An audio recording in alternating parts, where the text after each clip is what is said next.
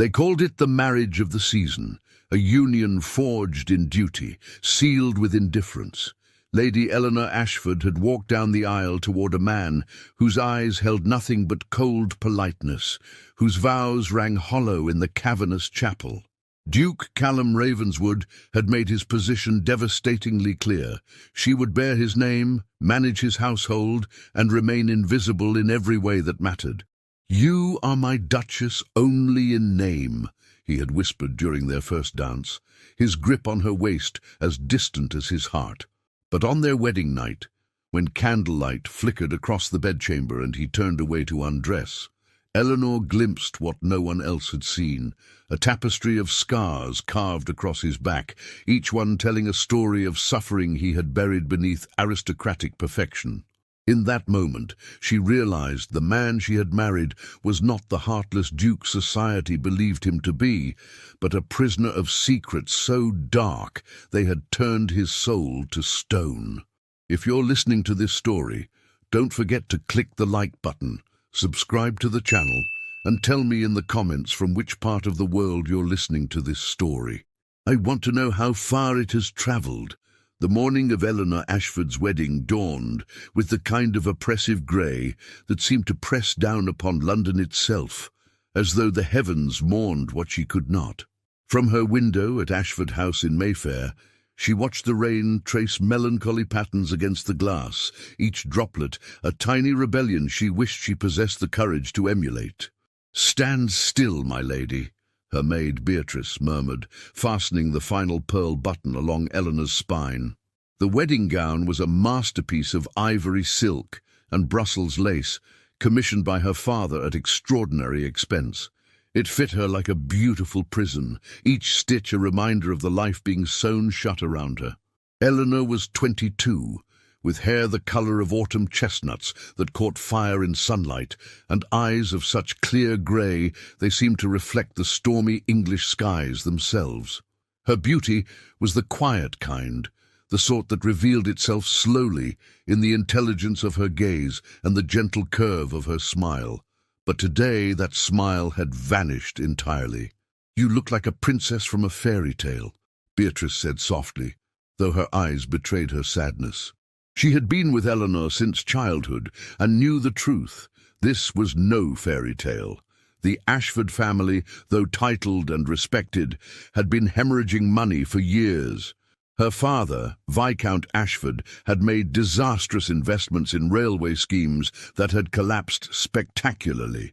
The estate in Gloucestershire was mortgaged to the hilt, the London house barely maintained. Eleanor had 3 younger sisters whose futures depended entirely on this match.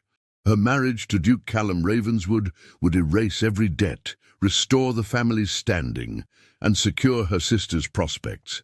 She had never been given a choice. "The carriage is ready, Eleanor." Her mother appeared in the doorway, resplendent in plum silk, her face carefully composed. Lady Ashford had once been a beauty herself, but years of managing a declining household had etched fine lines around her mouth. "Your father is waiting." Eleanor turned from the window, her reflection in the full-length mirror showing a stranger, a bride adorned for sacrifice. "Mother, No." Lady Ashford's voice was gentle but firm. She crossed the room and took Eleanor's hands. "I know what you would say, my darling, but this is the way of our world. You will be a duchess. You will want for nothing material. And in time, perhaps affection will grow." But Eleanor had met Duke Callum Ravenswood only 3 times before today. Each encounter had been brief, formal, and utterly devoid of warmth. The first meeting had occurred at a ball at Devonshire House 2 months prior. Eleanor had been standing near the refreshment table when a ripple of whispers announced his arrival. The Duke of Ravenswood was 30 years old, a man of legendary wealth and impeccable lineage. His estate in Northumberland was said to be one of the finest in England. His investments in shipping and textiles had multiplied his already substantial fortune, and his appearance in society was rare enough to cause a sensation. When he had approached her, Eleanor's breath had caught. He was tall and powerfully built, with dark hair that fell across his forehead and eyes of such deep blue They appeared almost black in the candlelight. His features were aristocratic and severe, a strong jaw, high cheekbones, and a mouth that seemed carved from marble, for it never softened into a genuine smile. "Lady Eleanor Ashford," he had said, his voice a deep baritone that sent an involuntary shiver down her spine. "I am Callum Ravenswood. Your father and I have been discussing a matter of mutual interest." Even then, she had understood. She was the matter of mutual interest, a commodity to be negotiated. Their second meeting had been a formal dinner at Ashford House, where the marriage contract had been discussed with the same enthusiasm one might reserve for a business merger. Callum had been polite, distant, his attention more focused on the financial arrangements than on Eleanor herself. He had asked her precisely 3 questions. Did she play the pianoforte? Did she speak French? Did she have any objections to residing primarily in Northumberland? She had answered yes, yes, and no, though her heart had screamed 1,000 objections. The third meeting had been a brief walk in Hyde Park, chaperoned by her mother. Callum had offered his arm with mechanical courtesy, and they had strolled in near silence while he outlined his expectations. She would manage Ravenswood Hall, oversee the household staff, and host when required. She would conduct herself with dignity befitting her position. She would not interfere in his business affairs or question his absences. "I require a Duchess in name and function," he had said, his tone as impersonal as if he were instructing a new secretary. "I do not require romance or sentiment. If you can accept these terms, we shall deal well enough together."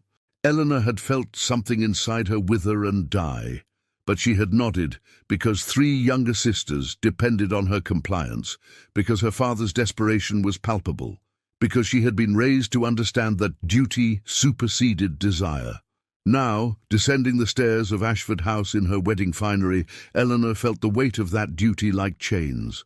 Her father waited in the entrance hall, his face a mixture of relief and guilt. Viscount Ashford had aged a decade in the past year, his hair gone entirely grey, his shoulders stooped. "My dearest girl," he whispered, kissing her forehead, "you are saving us all. I wish—" His voice broke. "I know, Papa." Eleanor squeezed his hand, forcing strength into her voice she did not feel. "It will be well." The journey to St. George's Church in Hanover Square passed in a blur of rain-slicked streets and curious onlookers. News of the Duke of Ravenswood's wedding had spread through London society like wildfire. Everyone wanted to glimpse the mysterious Duke who had finally chosen a bride. Inside the church, hundreds of candles flickered against the gloom, and the pews were filled with the cream of English aristocracy. Eleanor walked down the aisle on her father's arm, her eyes fixed on the man waiting at the altar. Callum Ravenswood stood like a statue carved from ice, his expression utterly unreadable. He was dressed in impeccable black tailcoat and grey waistcoat, a sapphire pin glinting in his cravat. As Eleanor approached, his eyes met hers for the briefest moment, and she saw nothing in their depths. No warmth, no anticipation, not even curiosity. Just a vast, carefully maintained emptiness. The ceremony proceeded with ritualistic precision. Eleanor heard herself make vows she barely comprehended, felt the cold weight of a ring slide onto her finger, and accepted Callum's brief, perfunctory kiss with numb acceptance. When the vicar pronounced them man and wife, polite applause rippled through the congregation. She was now Eleanor Ravenswood, Duchess of Ravenswood, and she had never felt more alone. The wedding breakfast at Ravenswood House in Belgravia was a spectacle of excess that would be discussed in London drawing rooms for months to come. The Duke's London residence was a palatial Georgian mansion that spoke of wealth accumulated over centuries, soaring ceilings adorned with frescoes, crystal chandeliers that cast rainbow prisms across marble floors, and rooms filled with priceless art collected from across Europe. Eleanor moved through the reception in a daze, her hand resting lightly on Callum's arm as they greeted an endless stream of guests. Dukes and duchesses, earls and countesses, members of parliament, and even a minor royal. All had come to witness the union, and Eleanor suspected, to scrutinize the woman who had captured England's most elusive bachelor. "Such a lovely bride," cooed the Duchess of Marlborough, her sharp eyes assessing Eleanor from head to toe. "And so young. You must be quite overwhelmed, my dear." "I'm honoured by the Duke's choice," Eleanor replied with practised grace, though the words tasted like ash. Callum stood beside her, the perfect picture of aristocratic composure, acknowledging congratulations with curt nods and minimal conversation. His hand at the small of her back was merely for show. There was no warmth in the touch, no possessive claim, just cold obligation. As the afternoon wore on, Eleanor noticed a woman watching them with particular intensity. She was perhaps 25, strikingly beautiful with golden hair arranged in elaborate curls and a gown of emerald silk that must have cost a fortune. Her blue eyes held a calculating gleam that made Eleanor's skin prickle with unease. "Who is that woman?" Eleanor whispered to Callum during a brief moment of privacy. He followed her gaze, and for the first time that day, something flickered across his face. Was it discomfort? Annoyance? It vanished so quickly Eleanor couldn't be certain. "Lady Vivian Hartley," he said flatly. "The Earl of Pemberton's daughter. No one of consequence." But the way Lady Vivian continued to stare suggested otherwise. The formal dinner that followed was an elaborate affair with 12 courses, each more extravagant than the last. Eleanor sat at the head of the table beside Callum, making polite conversation with the guests, while her stomach churned with anxiety. She barely touched the food, though she smiled and nodded at appropriate intervals. It was during the dessert course, a towering confection of spun sugar and cream, that everything began to unravel. Lady Vivian Hartley rose from her seat, her champagne glass held aloft. The gesture was unusual enough that conversation gradually died away, all eyes turning toward her. "I must propose a toast," Vivian announced, her voice carrying clearly through the dining room. Her smile was bright and brittle as glass. "To the Duke and Duchess of Ravenswood. May their marriage be everything they deserve."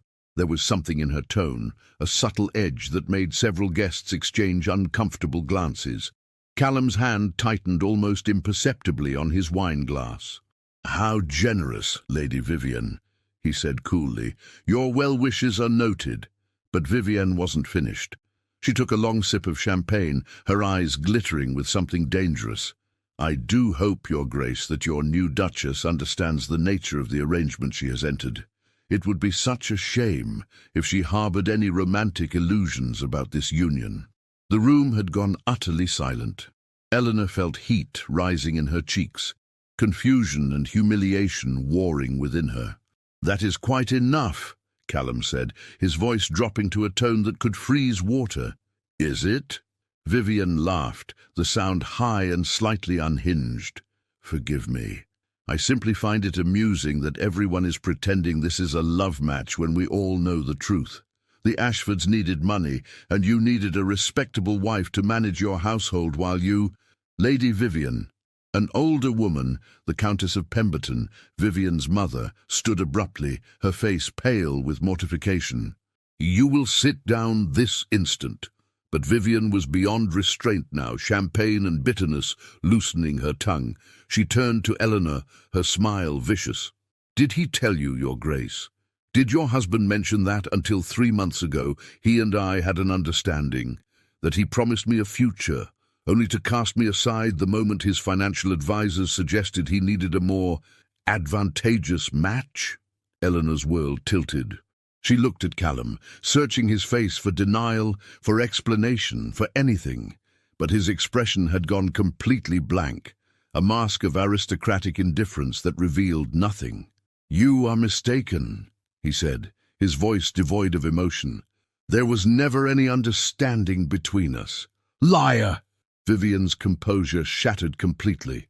You came to my bed, you whispered promises, and then you discarded me like I was nothing, less than nothing, to marry this insipid little nobody whose only virtue is her father's desperation."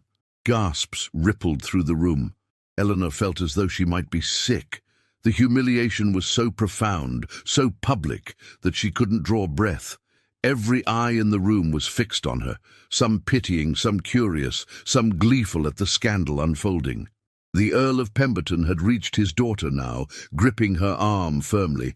"You will leave immediately," he hissed. "You have disgraced yourself and this family." As Vivian was escorted from the room, still hurling accusations and bitter laughter, Eleanor sat frozen in her chair. She wanted to flee, to disappear, to wake from this nightmare. But she was the Duchess of Ravenswood now, and dozens of aristocrats were watching to see how she would respond. Callum stood, his face carved from stone. "Ladies and gentlemen, I apologize for that unfortunate display. Lady Vivienne has clearly been overindulging and has allowed fantasy to overcome reason. There was never any relationship between us beyond casual acquaintance." But his denial rang hollow. Eleanor had seen the flash of something in his eyes when Vivienne first stood. Guilt, perhaps, or anger at being exposed. "I believe this evening has concluded," Callum continued, his tone brooking no argument. "Thank you all for attending. Good night." The guests began to depart with unseemly haste, whispering furiously among themselves. Eleanor remained seated, her hands clenched so tightly in her lap that her nails drew blood from her palms. She felt utterly shattered, the carefully constructed facade of her new life crumbling before it had even begun. When the last guest had gone, Callum turned to her. For a moment, she thought he might offer explanation or apology.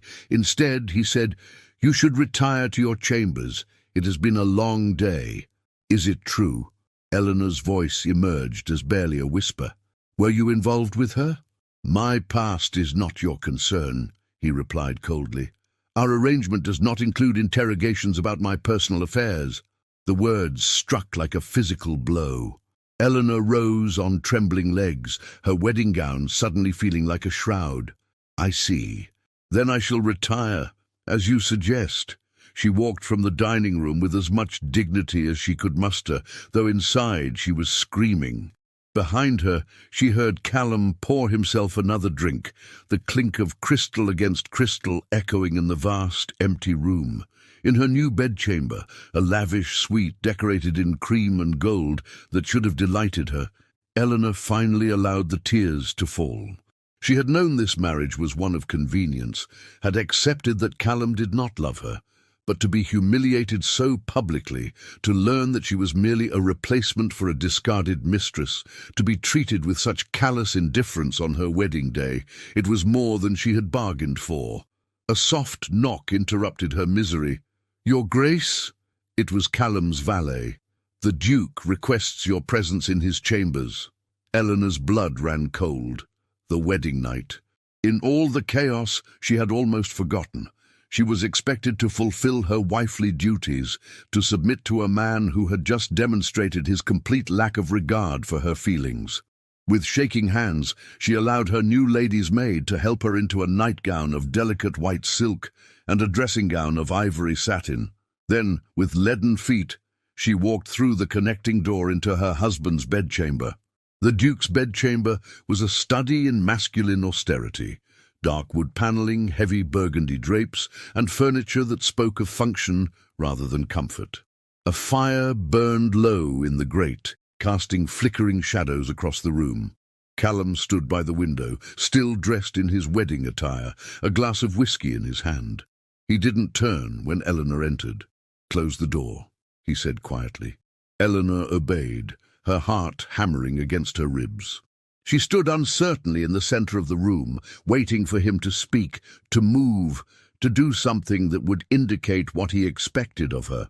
Finally, he turned. His face was haggard in the firelight, and for the first time since she'd met him, he looked almost human, tired, troubled, and infinitely weary. He took a long drink, then set the glass down with deliberate care. "I will not touch you tonight," he said flatly, "or any night. unless you wish it. Our marriage need not include that particular obligation." Eleanor blinked, confusion momentarily overriding her distress. "I don't understand." "I require a duchess to manage my household and maintain appearances in society. I do not require an intimate relationship." He turned back to the window, his shoulders rigid. "You may return to your chambers." It should have been a relief. Instead, Eleanor felt a surge of anger that surprised her with its intensity. "So I am to be your duchess in name only, a decorative fixture in your home, useful for hosting dinners and nothing more. That is the arrangement, yes. An arrangement you failed to fully disclose before our marriage." Eleanor's voice shook, but she pressed on. "Was Lady Vivian telling the truth? Were you involved with her? That is none of your concern. It became my concern when she humiliated me in front of half of London society." Eleanor's composure finally cracked. "I accepted this marriage to save my family. I agreed to your cold terms, your emotional distance, your complete lack of interest in me as a person. But I did not agree to be made a fool of, to be the subject of gossip and pity because you couldn't be bothered to end your affairs before taking a wife." Callum's jaw tightened, but he said nothing. "I deserve at least the courtesy of honesty," Eleanor continued, tears streaming down her face now. "If I am to live this half-life as your duchess, I deserve to know what I'm truly part of." For a long moment, silence stretched between them. Then Callum moved to his wardrobe, extracting a dressing gown. "Vivian Hartley and I had a brief liaison last year. It meant nothing and was concluded months before I began seeking a wife. She has convinced herself there was more to it than there was. That is the truth, for what it's worth." He began to unbutton his waistcoat, his movements sharp with suppressed emotion. "Now, if you're quite finished with your interrogation, I suggest you—" He turned away to remove his shirt, and in that moment the firelight illuminated his bare back. Eleanor's breath caught in her throat. His back was a landscape of scars, some thin and precise like knife cuts, others thick and raised like rope burns. They crisscrossed his skin in a pattern that spoke of systematic, prolonged torture. The worst were along his shoulder blades, where the flesh looked as though it had been repeatedly torn and healed, torn and healed. Callum realized his mistake immediately. He grabbed his dressing gown and shrugged it on with violent haste, but it was too late. Eleanor had seen. "Don't," he said harshly, not looking at her. "Don't ask. Don't speak of it. Forget what you saw." But Eleanor couldn't forget. In that brief glimpse, everything had shifted. The cold, distant duke she had married was not simply an unfeeling aristocrat. He was a man carrying wounds so deep they had shaped his very soul. "Callum," she whispered, "get out." His voice was raw, almost desperate. "Please, just go." Eleanor fled to her own chambers, her mind reeling. She lay awake until dawn, staring at the canopy above her bed, trying to reconcile the man who had treated her with such indifference with the scarred, suffering person she had glimpsed. The next morning, Eleanor woke to find a note slipped under her door. Callum had departed for his estate in Northumberland and would remain there for the foreseeable future. She was to stay in London and manage the Belgravia house as she saw fit. An allowance had been established for her use. He would send word when her presence was required. He had abandoned her the morning after their wedding. For 3 days, Eleanor remained in the vast, empty house, moving through rooms like a ghost. The servants were polite but distant, clearly unsure how to treat a duchess who had been so publicly humiliated and so quickly deserted. The scandal of Lady Vivian's outburst had spread through London like wildfire. Calling cards that should have flooded in remained conspicuously absent. Eleanor was a social pariah before her marriage had even truly begun. On the 4th day, salvation arrived in the form of Aunt Agatha. Lady Agatha Pembroke was Eleanor's maternal aunt, a widow of independent means who had scandalized society by refusing to remarry after her husband's death 15 years prior. Instead, she had taken her considerable inheritance and created a life of intellectual pursuit and social activism in Bath. She was 60 years old, sharp as a tack, and utterly uninterested in society's opinion of her. She swept into Ravenswood House like a force of nature, her travelling cloak still damp from the rain, her grey eyes blazing with purpose. "Where is that coward of a husband?" were her first words upon finding Eleanor in the morning room. "Northumberland," Eleanor replied dully. "Of course he is." Agatha stripped off her gloves and sat down uninvited. "Well, you're not staying here to wither away in this mausoleum. Pack your things. You're coming to Bath with me." "I can't simply leave. I'm the Duchess of Ravenswood, yes, a title that currently means you're the most pitied woman in London." Agatha's tone was brisk, but not unkind. "Your husband has made it clear he doesn't want you here. Society has decided you're a figure of ridicule. Remaining in this house will accomplish nothing except your complete misery." Eleanor felt something stir within her, a tiny spark of rebellion. "What would I do in Bath?" "Live," Agatha said simply. "Think. Discover who you are beyond being someone's daughter or someone's unwanted wife. I have a circle of friends, writers, reformers, artists, intellectuals, people who value substance over status. Come with me, Eleanor. Give yourself time to heal and grow strong." It took Eleanor less than an hour to make her decision. She left a brief note for the household steward, packed 2 trunks, and departed London without a backward glance. Bath was a revelation. Agatha's home was an elegant townhouse near the Royal Crescent, filled with books, art, and the constant flow of fascinating visitors. Within a week, Eleanor found herself attending lectures on social reform, discussing literature with published authors, and meeting women who had carved out independent lives despite society's constraints. One evening, at a small gathering in Agatha's drawing room, Eleanor met Dr. Christopher Aldridge, a physician who had recently returned from studying advanced surgical techniques in Vienna. He was perhaps 35, with kind hazel eyes, sandy hair, and an earnest manner that put people immediately at ease. "Your Grace," he said when Agatha introduced them, "I've heard you have an interest in charitable work. I'm establishing a clinic for the working poor in Bath. Perhaps you might consider lending your support." It was the first time since her marriage that someone had addressed her as though she might have something valuable to offer beyond her title. Eleanor felt tears prick her eyes. "I would be honored, Dr. Aldridge," she said softly. Over the following weeks, Eleanor threw herself into work at the clinic. She had no medical training, but she could organize supplies, keep records, and offer comfort to frightened patients. Dr. Aldridge proved to be a patient teacher, explaining treatments and procedures, valuing her questions and observations. "You have a natural aptitude for this," he told her one afternoon as they inventoried medicines. "Have you ever considered formal study?" Eleanor laughed bitterly. "I'm a duchess. Duchesses host balls and embroider cushions. They don't study medicine." "Why not?" Christopher's gaze was direct and challenging. "Who made that rule? And why must you follow it?" It was a question that haunted Eleanor in the best possible way. For the first time in her life, she began to imagine a future that wasn't dictated by others' expectations. 3 months in Bath transformed Eleanor in ways she had never imagined possible. The frightened, humiliated bride who had fled London was gradually replaced by a woman discovering her own strength and purpose. She rose early each morning to work at Dr. Aldridge's clinic, spent afternoons in Agatha's library studying medical texts and social philosophy, and evenings in stimulating conversation with people who valued her mind rather than her title. Christopher Aldridge had become a dear friend, perhaps her first true friend.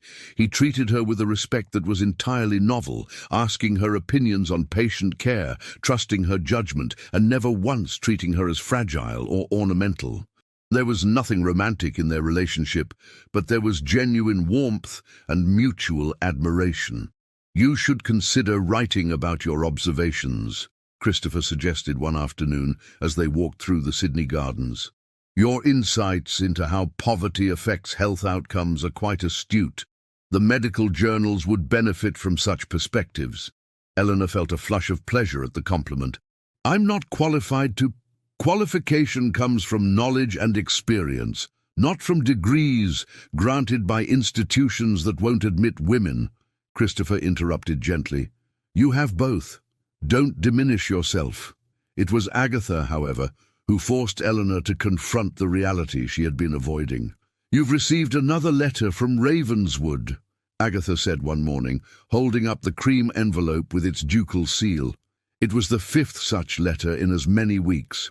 Eleanor didn't reach for it. What does he want this time? The same as before, I imagine, for you to return and fulfill your duties as Duchess. Agatha set the letter on the breakfast table. Eleanor, you cannot hide in Bath forever. At some point you must face your husband and your marriage. He made it clear he doesn't want a wife. He wants a housekeeper with a title. Perhaps. Or perhaps he's a deeply damaged man who doesn't know how to want anything. Agatha's voice softened. Those scars you told me about, they speak of horrors we can only imagine. Trauma changes people, makes them build walls to survive, but walls can be dismantled if both parties are willing. Eleanor finally opened the letter. Callum's handwriting was bold and precise, his message characteristically brief. Your presence is required in London for the Duchess of Marlborough's charity gala. As my wife, your absence would be noted and remarked upon. I expect you to fulfill this obligation. The carriage will be sent on the 15th. He doesn't ask, Eleanor said bitterly. He commands. Then command back, Agatha replied. You are not the same frightened girl who left London. Show him, show them all, who you've become. The idea took root. Eleanor spent the next week preparing with military precision. She commissioned a new gown from Bath's finest modiste, a stunning creation in deep sapphire silk that brought out the grey of her eyes and displayed a confidence the old Eleanor would never have possessed. She studied the guest list for the gala, researching the charitable causes and social dynamics. She armed herself with knowledge, poise, and determination. When she arrived in London, she went directly to Ravenswood House without sending word ahead. The butler's eyes widened in surprise when he opened the door. Your Grace, we were not expecting, that is, His Grace did not mention. Is my husband in residence? Eleanor asked coolly, sweeping past him into the entrance hall. Yes, Your Grace. He is in his study. Eleanor didn't wait to be announced. She walked directly to the study and opened the door without knocking. Callum was seated behind his massive desk, reviewing documents. He looked up sharply at the intrusion, and for a moment something flickered across his face, surprise, perhaps even relief, before his customary mask slammed back into place. Eleanor, he stood slowly. I didn't expect you until tomorrow. Clearly. She closed the door behind her and moved further into the room, studying him openly. He looked thinner than she remembered, with shadows under his eyes that spoke of sleepless nights. I received your summons. It was not a summons. It was a request. It read like a command. Eleanor sat down in one of the leather chairs without being invited, a small act of defiance that made his eyebrows rise slightly. Nevertheless, I am here.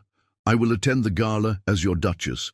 I will smile and make conversation and reflect well upon your name, but we need to establish new terms for this arrangement. Callum's expression hardened. I was not aware the terms were negotiable. They weren't. Now they are. Eleanor met his gaze steadily. I have spent 3 months in Bath, discovering that I am more than a decorative object to be placed in your home when convenient. I have skills, interests, and purposes beyond hosting your dinners. If I am to be your Duchess, you will respect that. What exactly are you proposing? I will fulfill my social obligations as required. In return, you will not interfere with my charitable work or my studies. I wish to continue my association with Dr. Aldridge's clinic and to establish a similar facility here in London. I will need funding and your public support. Callum's jaw tightened at the mention of Christopher's name. This Dr. Aldridge. What is the nature of your relationship with him? He is my friend and colleague. Nothing more. Eleanor paused, then added deliberately, though I note you feel entitled to question my associations while maintaining absolute privacy about your own. A tense silence stretched between them. Finally, Callum said, "Very well, establish your clinic. I will provide the funding, but you will be discreet and ensure no scandal attaches to my name." Agreed. Eleanor rose to leave, then turned back. "One more thing. Those scars on your back, I have not forgotten them and I have not spoken of them to anyone, but I want you to know that I understand they are part of why you are the way you are. I don't expect you to explain or confide in me, but I will not accept cruelty disguised as indifference. If we must live this half-life together, we will do so with basic human decency." She left before he could respond, her heart pounding but her head held high. The Duchess of Marlborough's gala was the social event of the season, held at Marlborough House with hundreds of guests from the highest echelons of society. Eleanor arrived on Callum's arm, her sapphire gown causing audible gasps as they entered the ballroom. She was no longer the humiliated bride of 3 months ago. She moved through the crowd with quiet confidence, engaging in intelligent conversation about the evening's charitable cause, funding for orphanages, and impressing even the most skeptical matrons with her knowledge and poise. "Your Grace, you are quite transformed," the Duchess of Marlborough observed. "We had heard you were unwell and recuperating in the country." "I was visiting my aunt in Bath," Eleanor replied smoothly. "It was most restorative." Across the room, she spotted Lady Vivian Hartley, who was watching with barely concealed fury. Vivian had clearly expected Eleanor to remain broken and hidden. Instead, here was a duchess who outshone her in every way. The confrontation came during the supper interval. Eleanor was speaking with Christopher Aldridge, who had been invited due to his growing reputation in medical circles, when Vivian approached with a brittle smile. "Your Grace, how lovely to see you've recovered from your wedding night trauma," Vivian said sweetly, her voice pitched to carry. "And Dr. Aldridge, how charming that the Duchess has found such attentive companionship during her husband's absence." Christopher stiffened, but Eleanor merely smiled. "Lady Vivian, how kind of you to concern yourself with my well-being. Doctor, Aldridge and I have been collaborating on a medical clinic for the poor, a cause I'm sure you would find fascinating, given your evident passion for charitable work." The barb hit home. Vivian was notorious for avoiding any actual charitable labor. "How noble," Vivian replied acidly, "though one wonders if the Duke approves of his wife spending so much time in the company of other men. Some might call it indiscreet." "Some might call your behavior at my wedding breakfast indiscreet," Eleanor countered, her voice still pleasant but her eyes hard as steel. "Yet here you are, still received in society. Remarkable how different standards apply to different people." Before Vivian could respond, Callum appeared at Eleanor's side. His hand settled at the small of her back, a gesture of possession and support that surprised her. "Lady Vivian," he said coldly, "I believe your mother is looking for you." Vivian's face flushed with humiliation. She opened her mouth to retort, then thought better of it and stalked away. "Thank you," Eleanor said quietly to Callum. "You handled her well enough on your own," he replied, something that might have been approval in his tone. "But I thought it time to make my position clear. You are my Duchess. That means something." Later that evening, as they prepared to depart, the Duchess of Marlborough approached them both. "Your Graces, I wonder if you might consider hosting the autumn charity ball. It would be a wonderful opportunity to showcase your partnership." Eleanor glanced at Callum, expecting him to refuse. Instead, he said, "My wife will decide. If she wishes to host, I will support her." It was a small concession, but it felt like a victory. As they rode home in the carriage, Eleanor dared to hope that perhaps their marriage might become something more than a cold arrangement after all. "The clinic you wish to establish," Callum said into the darkness. "Tell me about it." And for the first time since their wedding, they talked, truly talked, about something that mattered. The weeks following the gala brought an unexpected shift in the dynamics of Eleanor and Callum's marriage. Though they maintained separate bedchambers and lived largely independent lives, a tentative respect had begun to grow between them. Callum attended meetings about the clinic Eleanor was establishing in Whitechapel, offering practical advice about property acquisition and staffing. Eleanor, in turn, began to understand the immense pressures he faced managing his vast estates and business interests. They dined together most evenings now, conversations that had once been stilted and brief gradually expanding to include discussions of politics, literature, and social reform. Eleanor discovered that beneath Callum's cold exterior lay a sharp intellect and occasionally a dry wit that surprised her into laughter. But the walls around his heart remained firmly in place. He never spoke of his past, never explained the scars, never allowed their relationship to venture beyond cordial partnership. And Eleanor, remembering her promise, did not push. It was Christopher Aldridge who inadvertently changed everything. He had come to London to consult on the new clinic's design, and Eleanor had invited him to dinner at Ravenswood House.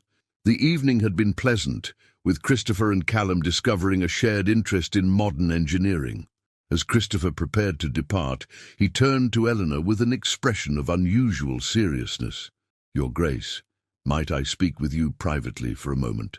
They stepped into the library, while Callum remained in the drawing room. Christopher took Eleanor's hands in his kind face troubled. "Eleanor, I must tell you something, before rumours reach you another way.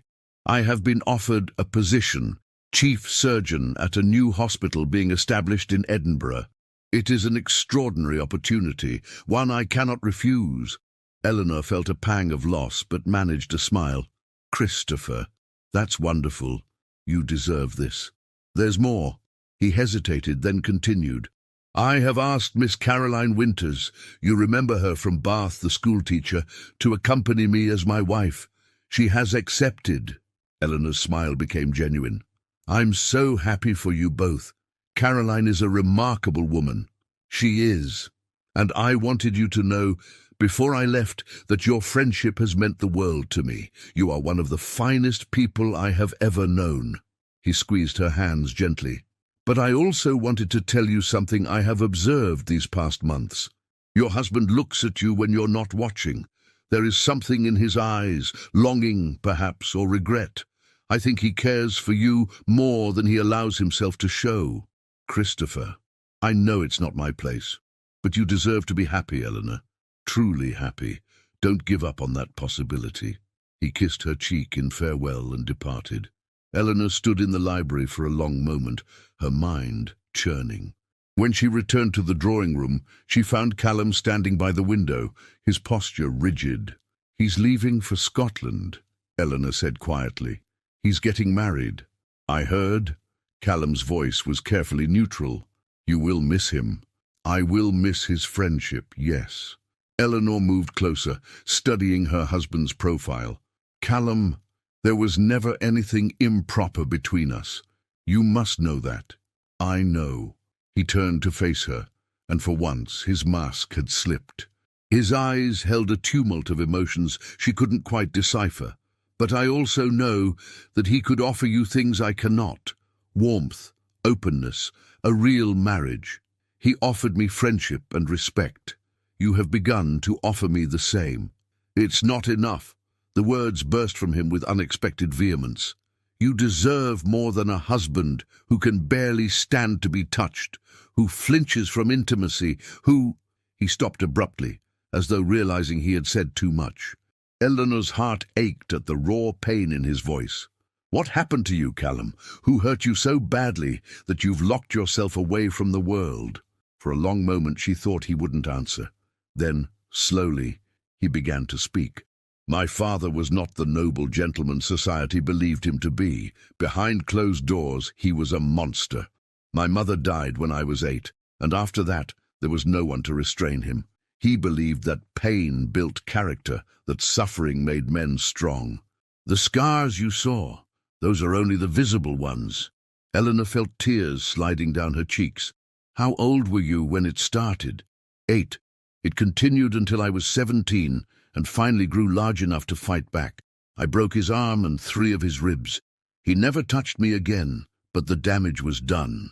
Callum's voice was hollow, distant. "I learned that love is a weapon people use to control you.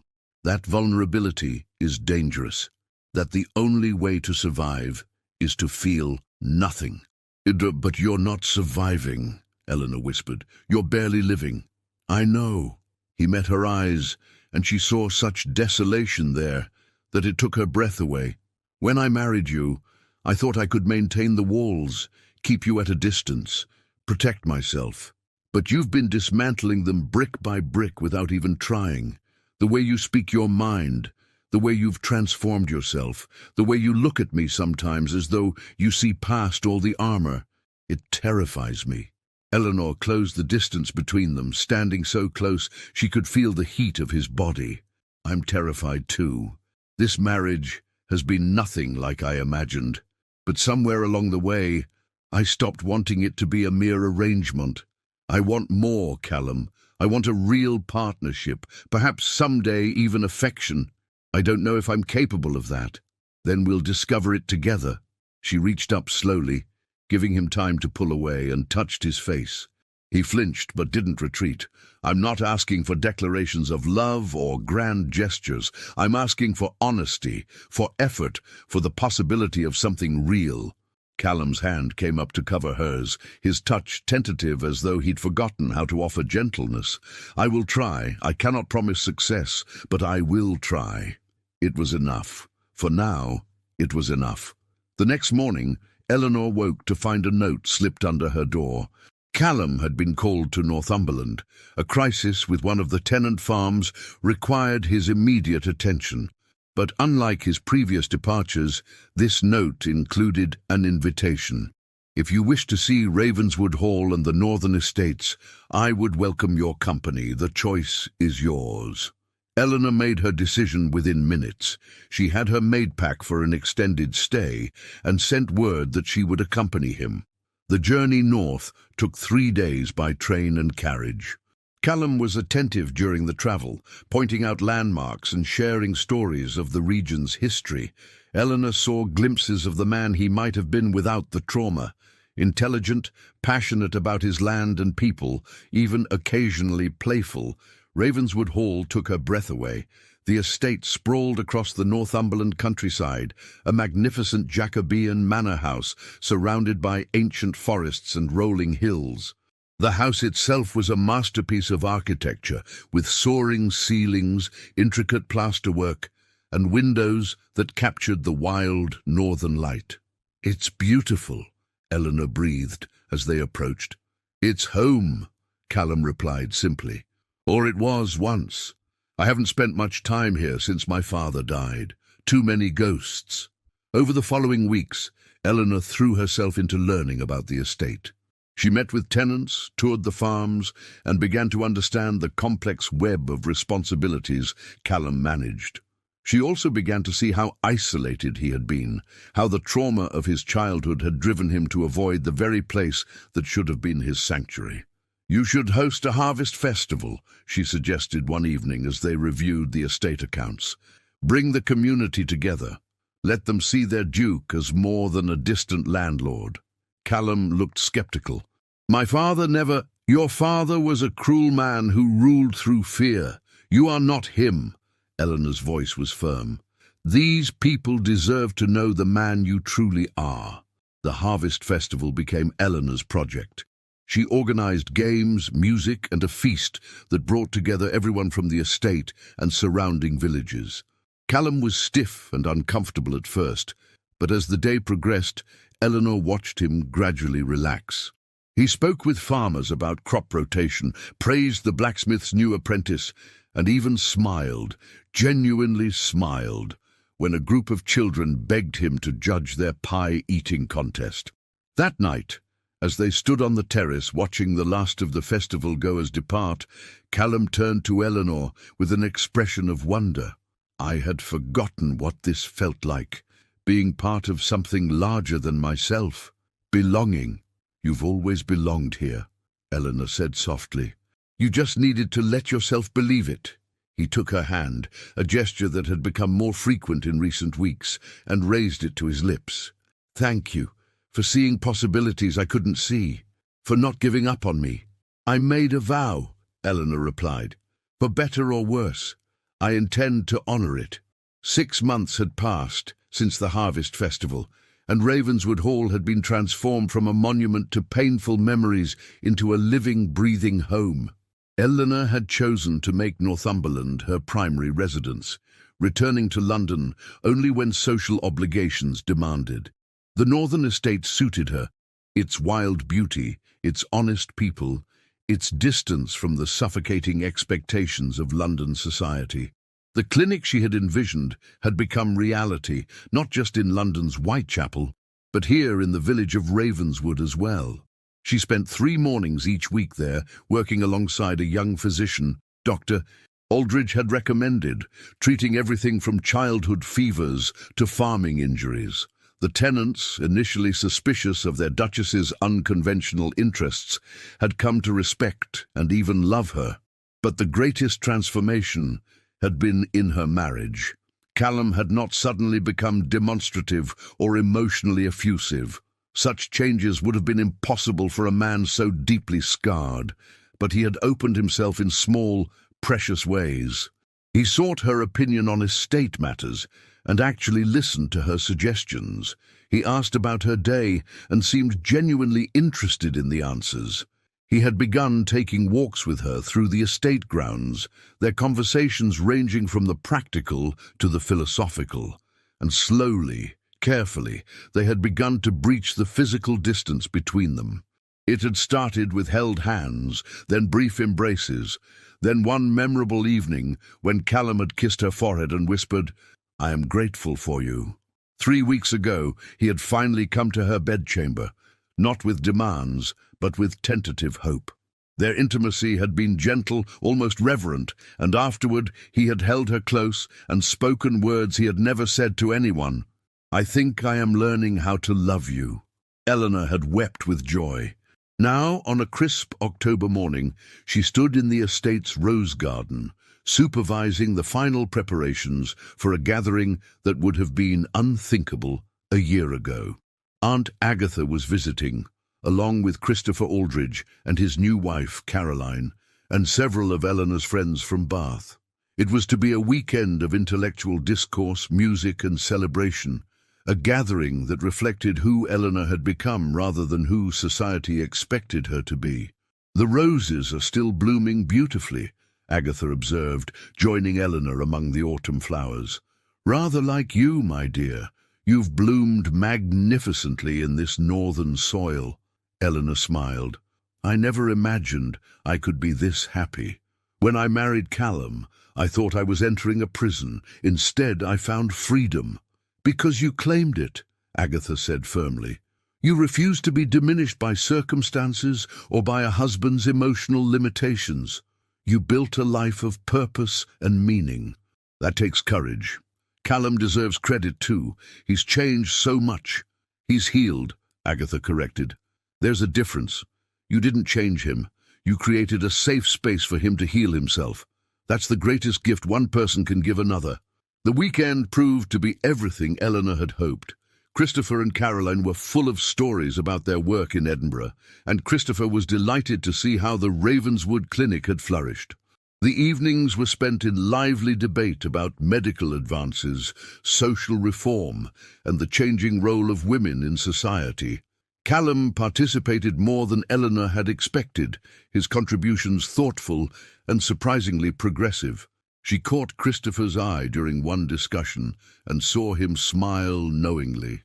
He had been right about Callum's hidden depths. On the final evening, after the guests had retired, Eleanor and Callum walked through the moonlit gardens. The air was cold enough to see their breath, and Callum draped his coat around Eleanor's shoulders without being asked. "I received a letter from your father today," he said quietly. "He wanted to thank me for the additional funds I've provided. Your sisters are all well settled now. Amelia is engaged to a respectable baronet, and the younger two are thriving. That's wonderful news. Eleanor paused, then added, "You've been very generous to my family, more than the marriage contract required. They're your family. That makes them my responsibility." He stopped walking and turned to face her. "Eleanor, there's something I need to tell you, something I should have said months ago." Her heart quickened. "What is it?" "When I chose you as my wife, it was purely transactional. You needed money, I needed a Duchess. I told myself that was enough, that I could maintain emotional distance and we would both be satisfied with the arrangement." He took her hands in his. "But I was wrong.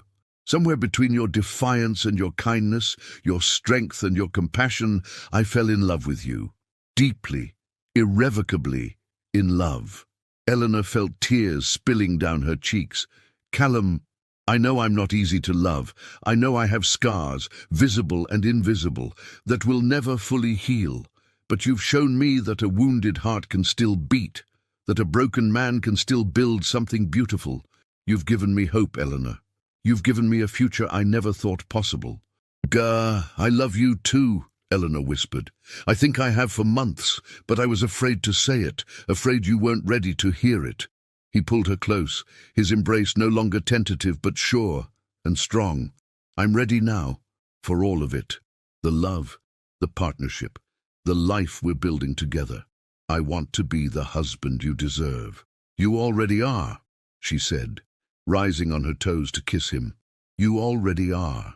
The kiss deepened, and for the first time since their wedding night there was no hesitation, no walls, no fear, only love and promise, and the sweet certainty of belonging.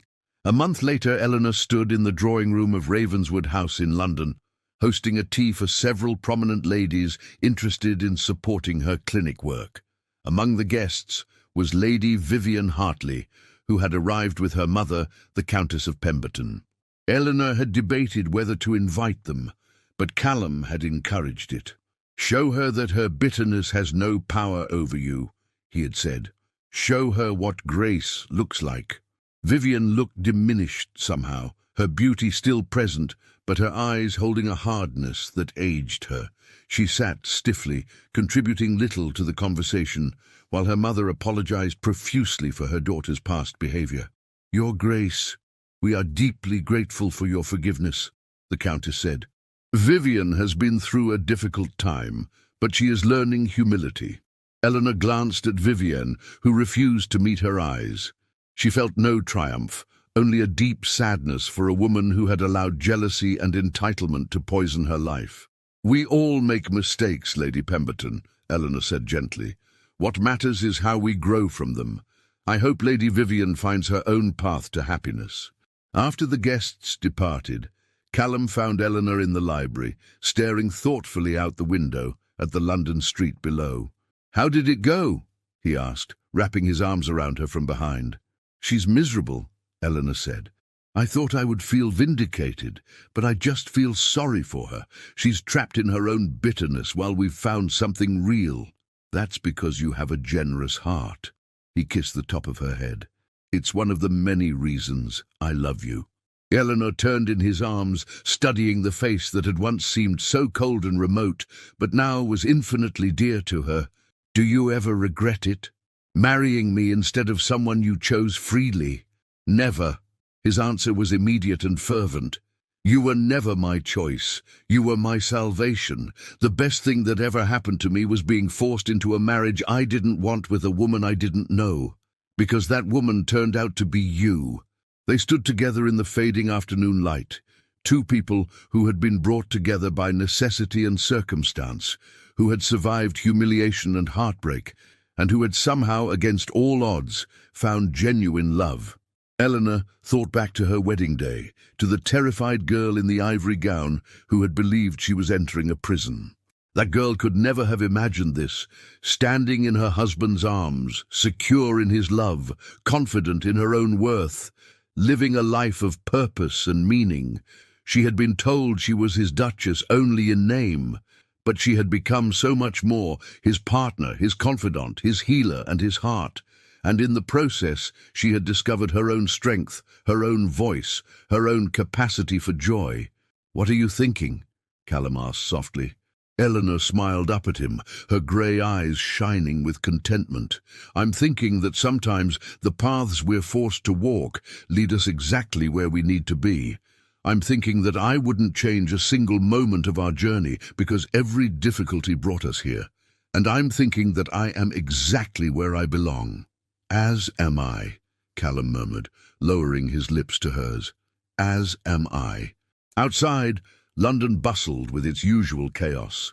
Carriages rattling over cobblestones, vendors calling their wares, society continuing its endless dance of ambition and appearance. But inside Ravenswood House, two people who had been broken by circumstance had found wholeness in each other, proving that even the coldest arrangement could bloom into the warmest love, and that sometimes being someone's Duchess in name was just the beginning of becoming everything to each other in truth. If you enjoyed this story of Eleanor and Callum's journey from a cold arrangement to true love, don't forget to like this video, subscribe to the channel, and share your thoughts in the comments below. Tell me which moment touched your heart the most.